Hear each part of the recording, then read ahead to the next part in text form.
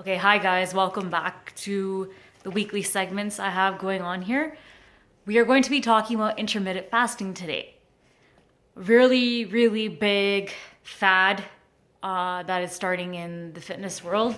It's not really a fad, actually, it does work. So I'm gonna get into what it is, who should be doing it, what it involves, and some of the benefits of it as well. So, the main thing is intermittent fasting is a term for an eating pattern that cycles between periods of fasting and eating. So, it's not about which foods you eat, like how you have the Atkins diet, where it's more focused on protein. This is actually a pattern of eating.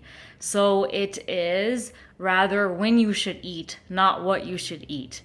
Okay, so that's the main difference. And it's not a conventional diet in the traditional sense. It's actually, like I said, it's an eating pattern, and there are a few different ways you can do this. The most common way that I'm going to explain is the one that I do, and this is the 16-8 method. This is also called the Lean Gains protocol. Basically, what it is, it involves you skipping breakfast and restricting your daily eating period to 8 hours. So technically it's you're eating from 1 p.m. to 9 p.m., okay? And you are fasting the rest of the time.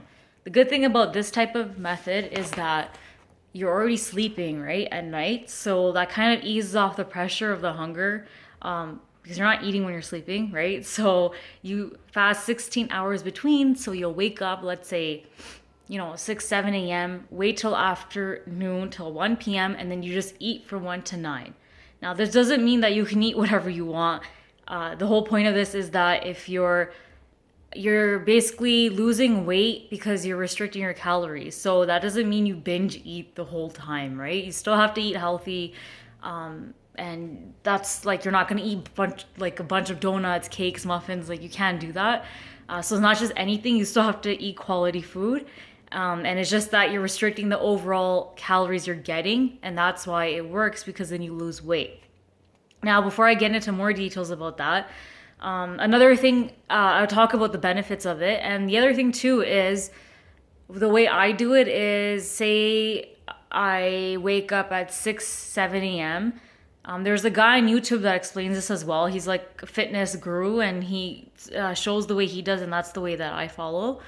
Basically, if you wake up at 6, 7 a.m., you wait 3 hours, you can have coffee, which is just black. And that's another thing I'm going to get into, of how you can drink certain liquids, but you can't have added sugar or any creams in it. So you can have 1 cup of coffee there, so that'll be around 9 a.m. And then after you stop that, and then now you're going to wait another 4 hours, and you can eat around 1 or 2 your first meal. So that could be basically, it's going to be your lunch, right?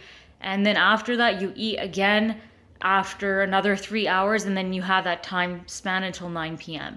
And that's usually when, after your first meal, if you are weightlifting, you're still doing your exercise, you can do that, but it's recommended that you work out after that first meal, right? Because you need energy. You don't want to be just on an empty stomach, just coffee and then nothing until like the day before. So that's kind of how I do it. And usually, do this for how long you want, in terms of what's your goal weight that you're trying to lose. So if your goal weight is to lose 20 pounds, then you're going to do it for a little longer, probably a couple of weeks. But the point is not to be doing this forever. It's not like, this is not the way to continue eating for the rest of your life. It's just for that short period of time to help you lose the weight. Okay, so that's one thing. Now I'm going to talk about some of the benefits that happen when your body goes through a fast. So the first one is your human growth hormone actually increases 5-fold. So this actually has a lot of benefits for fat loss and muscle gain. The other one is insulin sensitivity improves and levels of insulin drop, especially with our, what's it called? I guess our prevalence of diabetes in the society. High insulin levels are quite common, and it leads to a lot of other issues. So lowering insulin levels actually makes the fat stores more accessible for your body. So that's obviously a good thing. The second last one is cellular repair. So when your cells repair themselves, the fasting actually helps increase this process. So they help digest and remove old dysfunctional proteins that build up inside cells. Okay, so that's always a good thing. And then the last one is gene expression. There are some studies that show that fasting helps change the function of genes related to longevity and protection against disease. So all of these benefits combined are involved with fasting. So, I mean, it is a good thing. It has a lot of benefits to it. Okay, so the other thing I'm going to get into that I get asked quite a lot is if it's safe for females to do. Overall, it is safe for females to do. Only thing is that if you are having problems with fertility, you're trying to conceive, if you're already pregnant or you're breastfeeding, you should not be doing fasting at all. That is not the time to do it. So you should hold off on to that and then do it another time when you're not in any of these, stages in your life. The other thing too is if you are in a state of amenorrhea, so you're not getting your period at all, you should not fast or stop it if it's happening as you're fasting. And you should always consult your medical doctor about that. So, and the other one is if you are already underweight, have a history of eating disorders, and anything of that kind of nature, you shouldn't be fasting at all. And that could be harmful for you, right, if you do that. So those are kind of the only red flags that I see with this. Other than that, like I said, you can drink liquids. Another thing I want to stress is water, a lot of water. The whole point of this is that you should be drinking water like every second that you have. You should have a bottle with you. You're going to detox your body with this. So you should be going to the bathroom a lot. If you are, then you're doing it right. And I know the YouTube video I'm going to link into this video, he says that too. So the whole point is to actually drink a lot of water to clean out, everything inside your body. So the same thing, water, coffee, tea is okay in small amounts. Do not add sugar to any of it. The coffee, have a black, or if you want, you can add a little bit of milk, a little bit of cream, but not like your traditional lattes, nothing like that. And coffee actually does have some benefits and it can blunt your hunger. So I actually might do a topic on that next week about the benefits of coffee. So I can do that for you guys if you guys are interested. And the other question is, people ask if it's unhealthy to skip breakfast. Not necessarily. If you actually eat healthy the rest of the day, the breakfast doesn't really matter. It's because most people who do have it, they actually have unhealthy lifestyles. So it doesn't really matter. The whole point is to anything you eat, if it's healthy, it doesn't matter what time of day it is in that sense. You could take supplements while you're fasting. Fat-soluble vitamins are good. Other thing too, the working out. Like I said, if you're having heavy lifting workout sessions, it's kind of hard to fast on those days. But what the main, tweak or what would you call it, modification that you can do is, say I'm going to do a heavy leg day tomorrow.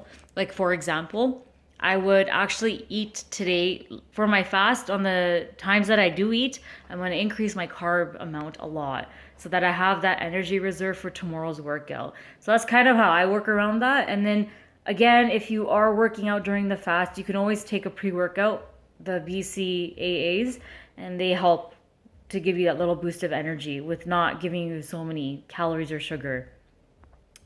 Fasting can cause muscle loss. So again, the key thing I want you to take from this video is that fasting, this type of intermittent fasting, is meant for people to lose weight. So it's not meant for the person who is already lean, is trying to maintain their muscle mass, wants to gain muscle. This is not going to help you gain muscle. So that's why you have to be careful. It's kind of what your goals are for your body. So if you're in that stage where you actually have more fat, you want to decrease your body mass index, then this is for you. And then once you get to that goal, then you can go into your traditional eating right, lifting, cardio, anything of that sort. But this is only meant to be short term.